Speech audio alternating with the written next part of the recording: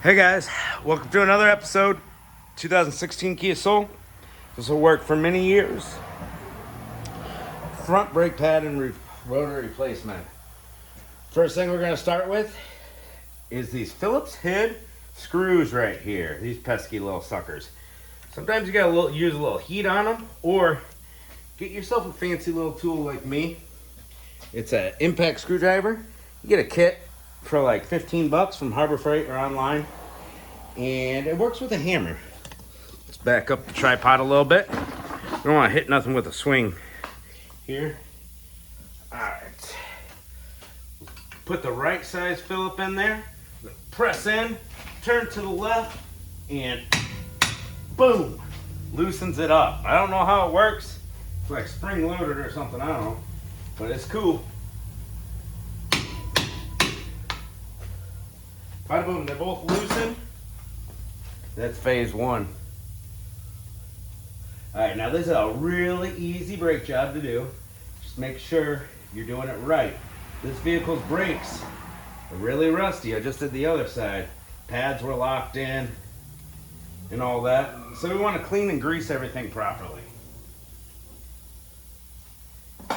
We don't even have to worry about compressing calipers on this dude. And I'll show you why here in a second. It's pretty cool. All right, 14 millimeter on the back. Boom, loosen those up. Once you crack it free, it should come out by hand. Threads are clean. Threads are clean, nice and protected. And then we can compress our caliper using nothing but a screwdriver. Screwdriver.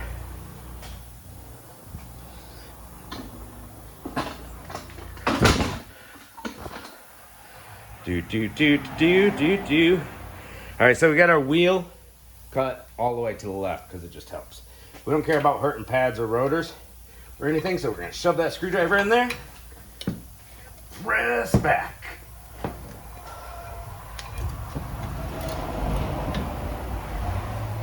Is it all the way back? Oh yeah, all the way compressed, just like that. We just shot old brake fluid up the hose, right? Let this guy sit over here. So at the end of this, after the vid, we're gonna want to do a little brake bleeding. It's just a good thing to do after doing a brake job. Get all that old fluid out. Get some new fluid pumped in. There we go. 17 millimeter on the back of the mounting bracket bolts. There we go. Don't lose your little washers. They can come off of the bolt. And then our bracket is off. I'm just going to set this over here.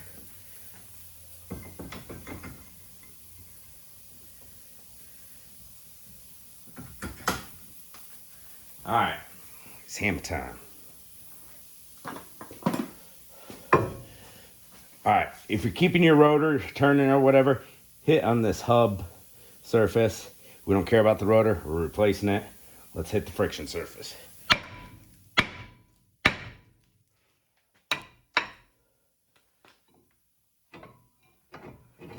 There we go. Bada boom. If your hub surface is all rusty, this one looks pretty clean. Go ahead and clean it off, wire wheel it, or whatever you got to do. New rotor. Spray that shipping oil off with some brake cleaner. Boom. And where's our two screws, baby?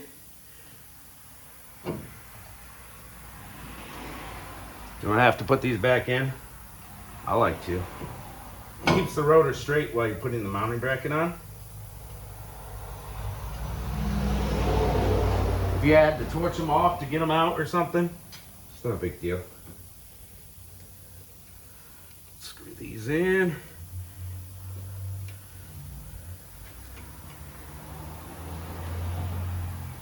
One.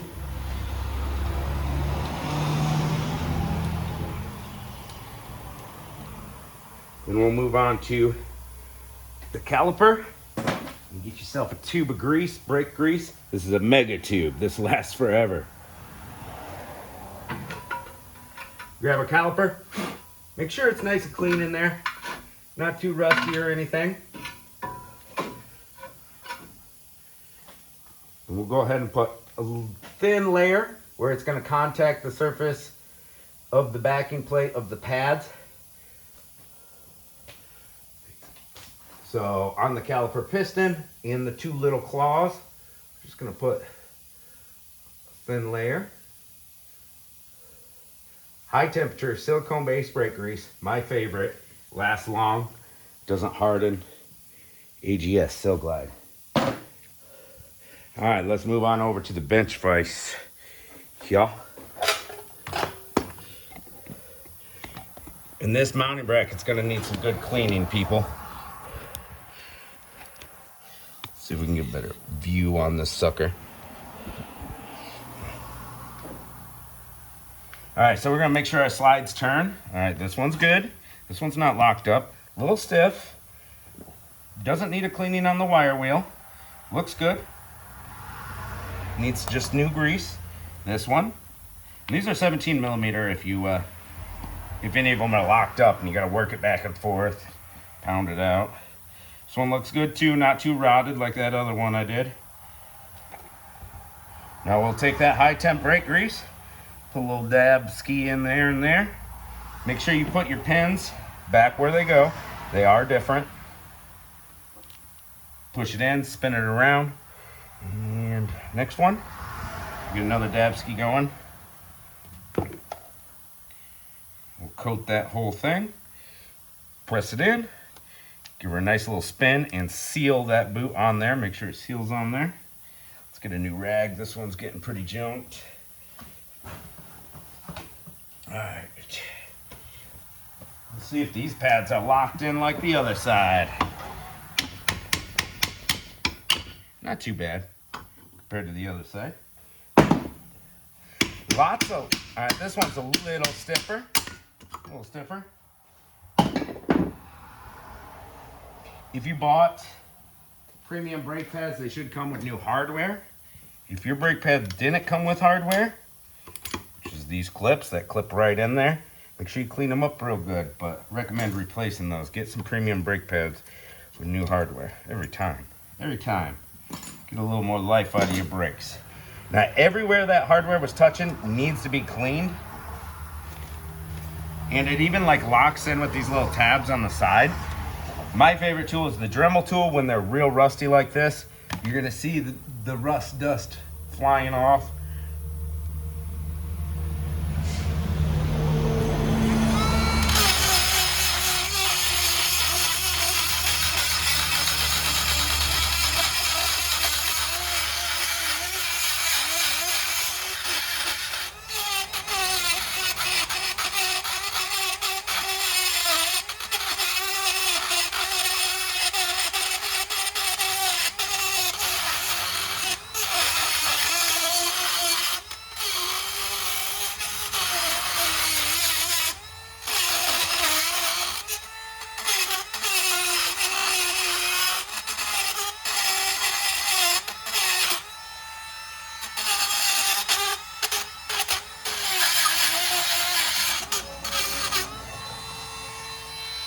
Glasses are fogging up a little. We're gonna hit the sides where those little clips are gonna set in.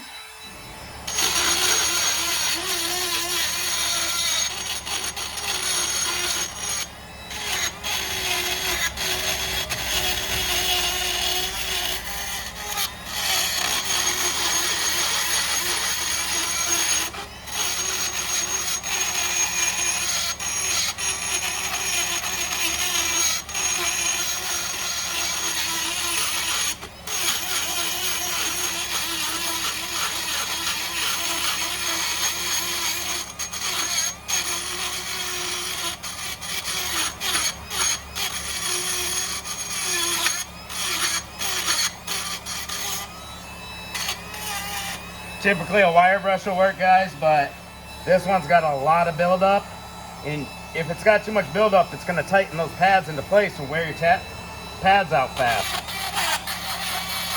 We got to knock all that rust off.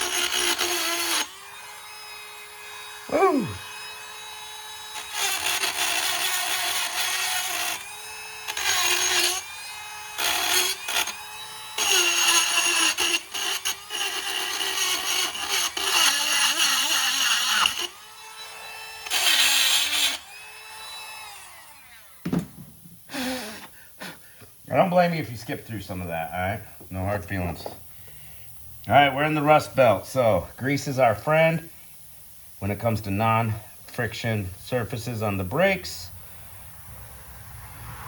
And this AGS does a great job of staying on a long time, not melting off or washing away.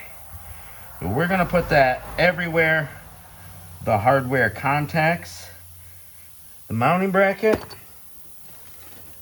We got our new hardware pieces.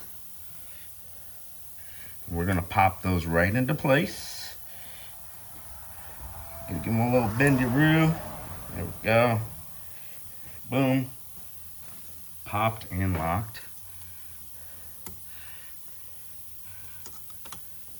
There we go. Boom. Perfecto. Same story. Where the brake pad ears contact the hardware. Keep that rust at bay so it doesn't swell up into the ears of the pads. Lock the pads in. We don't want that over time to happen. There we go. Now we've got 3 different brake pads. 2 of your brake pads look exactly the same because they are the outside pad.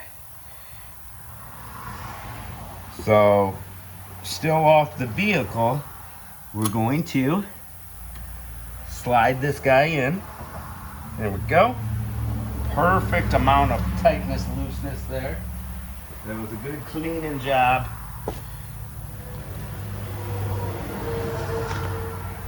Just put a dab on the ear.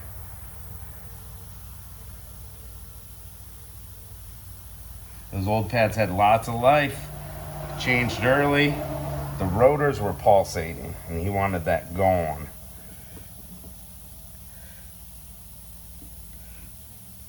Last person to do the brakes. Didn't do anything to the rotors. So they built up some grooves. And there we go. Our brake pads are assembled. They're ready to be slapped on.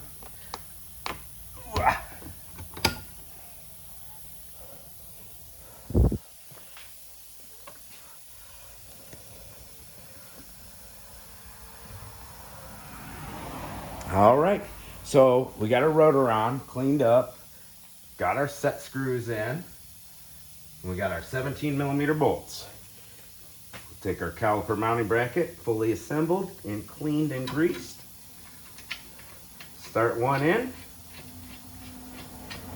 Ooh, this is gonna go like all the way in by hand for us. Look at that, that's crazy. These are pretty big bolts, so I'm not worried about snapping them with the impact. We don't have it on super high torque.